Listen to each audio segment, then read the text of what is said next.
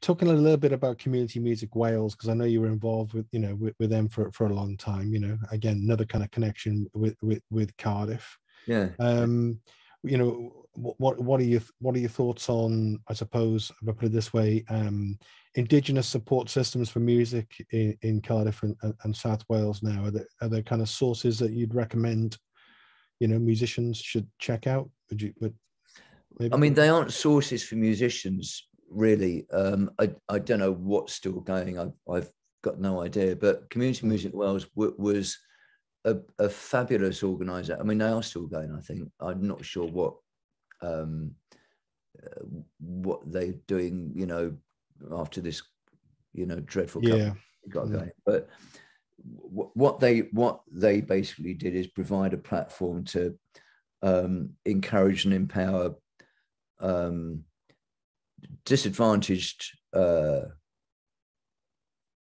youngsters predominantly, but it kind of was of all ages, who had no access to music, and it was a way of supporting and encouraging them. I mean, I used to do a lot of workshops in that horrible term Cinque Estates, Allway in Newport, and some fairly depressing estates around South Wales where there was no work, there was no job prospects, a lot of really young teenage pregnancies, a lot of alcoholism and a lot of drug taking, because there was nothing else to do. And no hope for them. It was really awful. And so we used to go up there, the tutors that worked for CMW used to go there, and basically youth clubs, and take some guitars and a drum kit, and a keyboard, and other guys bought record decks and that, and just basically show people, I can do this, you can do it. There's no matter. It's a very punk thing to do, actually, if you like, work. It was, you don't have to learn music. You don't have to learn anything. Here's a guitar. It's got 6 strings in it. I'm just going to show you something on one string. I show you 2 notes on the keyboard. I'm going to show you how to get this sound on a record deck or computer. And you'd see a little light go on, and it was absolutely brilliant that you'd spend, could be 2 or 3 days, it could be months, going in once a week to see how a lot of these kids suddenly had a goal and an aim, and something in their lives that I can do that. That's a bit like I've heard on the radio, and I love doing it. And it was like you, Paul, when you said earlier about when you first started out playing bass and you found that 2-chord song, which kind of got you into bass playing, I guess. Exactly. And from that respect, there was probably no one better to show them people. I didn't have a clue what I was doing either. No. And that went into, got a record label going then, Complete Control, and a lot of musicians who didn't have access to music or didn't really know where to turn to for advice got that advice through Community Music Wales. So it was mainly for the more disadvantaged people in our society, and for that, who couldn't afford music lessons or really to know what to do. And it was great. I really enjoyed doing it. It was hard work, but it was great because you could really see it you could see music in its most primal and basic form making a difference to these people's lives. Yeah, which is great. As you say, there's a few things better than that, really. Absolutely, yeah. I wanted to ask you about Paul Gray Bass Online. Oh, yeah, please do. And tell us a little bit about that as a resource that people should check out. Well, again, it's one of those lockdown things. Obviously, it had a devastating and continues to wrought havoc. I mean, I'm not sure. We've got some dates with Blondie lined up in a few months in America, and how great is that, by the way? It's fantastic. Yeah, well, we had a lot more, but some of it may not happen for various COVID relating reasons, and it's it's very difficult to plan ahead. Still, until, because they're all different parts of the world in different, situations. So all of a sudden, I'd left the MU to rejoin the Damned in April. The last show we did, we then did a big old world tour. The last show we did was at the Palladium for Halloween. We had another world tour, new album planned for next year, and of course the pandemic hit it in March. So I had no money coming in. I mean, as I explained, the money is really from live touring, which I hadn't really counted on. Yeah. It's been 2.5 years now, so I thought, yeah, I've got to do anyway. So I set up. I've always done sessions for people, a lot of them just for Belgian-based musicians, if you like, who want a bass player. So I just knocked together a website myself, which is why it's pretty basic. Just saying, hey, look, I can play bass on your record. It doesn't matter whether you're sat in a bedroom, whether you're signed to Warner's over in Los Angeles, send me your music. If I like it, if I think I've got an empathy with it, then I'll play on it, and some people I do it really cheaply for. Other people I do it a bit less cheaply for, depending on the situation. And I've done some great stuff. I did one fairly recently, which has also got Mike Garson, David Bowie's keyboard player, on it. That was phenomenal, just isolating his keyboard parts and listening to how incredible his playing is. Yeah. I've done something for a new wave band from Czechoslovakia, a kind of a dance jazz outfit from somewhere in the Midlands, right across the board. So, people send me their song. If I like it, I'll say, right, send me 3 or 4 song files.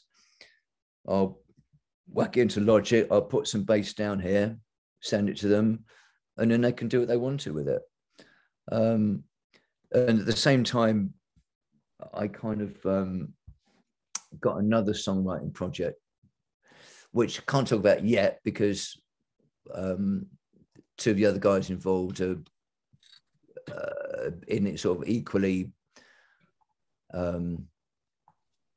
known bands and currently working, but we've got a new kind of band project bubbling away as well that will be out there in a few months anyway. We finished an album. We did it all remotely. I mean, I knew one of the other guys, well, I knew 2 of the other guys, but the main person who sings and plays guitar, I'd never met before. And normally when you do recording, you get together somewhere, whether it's in someone's front room, rehearsal room, and you work out through the songs. We had none of that. We did it all completely remotely on our own. One of them did it on an iPad. Another went do the drums in a 16-track studio. Me and the singing guitarist did it on our laptop. So that's been a really exciting thing to do. And it's just about trying to turn a really terrible negative situation into something a little bit positive. So that's come out of it. As I said, hopefully we've just finished a new Damned album that was mastered last week. That'll be out in August.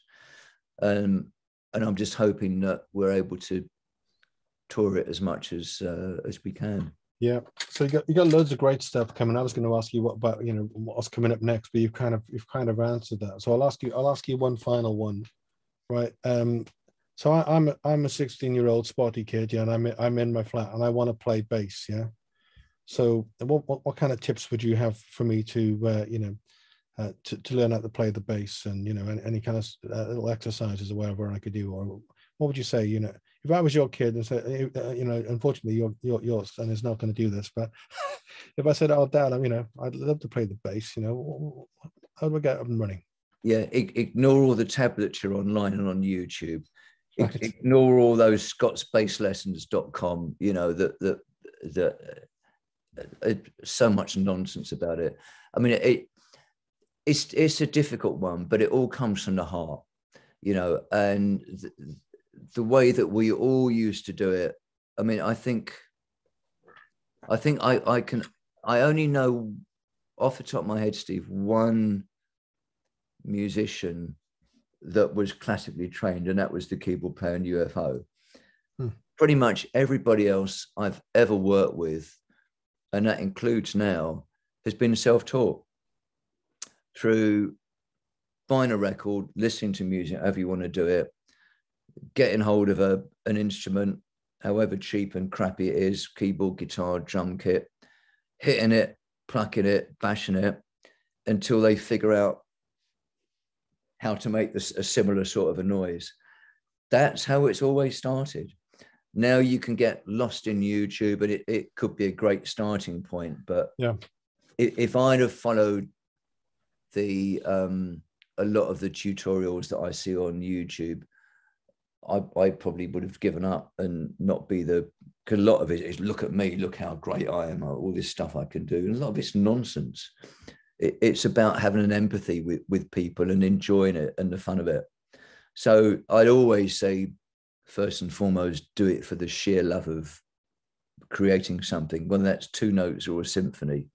It's all the same to me. You know, if you can do that, then that's a great thing to be able to do. If you can make money out of it, then good luck to you, and even better. But everyone's got to start off doing it by love. So look at your favorite YouTube bands, you know, look at how they do it, see where their fingers are, listen to some of their stuff, you know, look at the tab, but you don't copy it all, because I've never seen one bit of tab that's that accurate. You know, just use it all as a template. And it's connecting your ears to your heart and your heart to your ears. It's that simple and maybe that difficult, but not as difficult as sitting through 8 grades of piano exams. Yeah, well, nobody wants to do that today. No, exactly, no. Well, that's a great answer. A few guitar lessons, you know, we play guitar, a few guitar lessons can help you, but I don't think you need to go right down that route. No. As long as you know the basics, if you can figure out what a few basic chords are, you know, it kind of all goes back to Chuck Berry and the Beatles. Here's a C, F, here's an F, here's a G. Now form a band. Yeah, exactly. Well, Paul, thank you very much. Great talking to you. Nice seeing you, Steve. Good luck with everything. Yeah, and if if you want to share any links or anything, you know, anything to promote, just, you know, send them over, and whatever you want to share, you know, it's great. Perfect. Yeah, if anybody wants a bass player on their stuff, have a look at Paul Gray Bass online. I'll be happy. Nice plug. Right. Cheers, Paul. Steve. Thanks a lot. Cheers, man. Thank you. Bye-bye.